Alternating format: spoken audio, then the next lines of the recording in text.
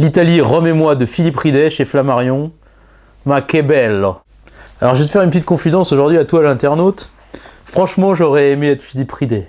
J'aurais aimé être Philippe Ridet parce que son bouquin L'Italie, Rome et moi, qui finalement retrace ses premières impressions de correspondant du Monde à Rome, en Italie, donc depuis, je crois, 2009 ou 2008 où il est à Rome en tant que correspondant du Monde, est un livre passionnant sur ce qu'est l'Italie, sur les clichés véhiculés par l'Italie et les Italiens en eux-mêmes, et puis sur les clichés qu'on a nous en France sur les Italiens.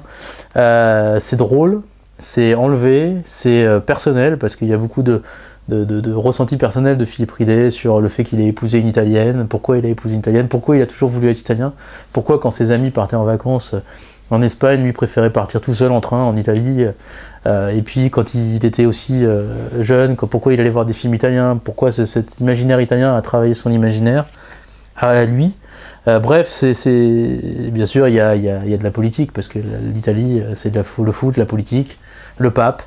Bref, il y a tout sur ce livre, il y a à la fois du personnel, à la fois du politique, à la fois de la réflexion sur ce qu'est l'Italie, et finalement c'est un peu le pendant moderne, toute proportion gardée évidemment, de ce fameux livre de Curzio Malaparte, un des grands écrivains italiens, qui avait à la fin de sa vie esquissé différents reportages sur l'Italie, et qu'il avait appelé ses chers Italiens.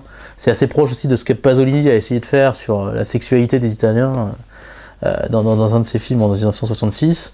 Bref, c'est toute proportion gardée, Philippe Ridet arrive à se muer en la peau d'un Italien tout en regardant un regard français.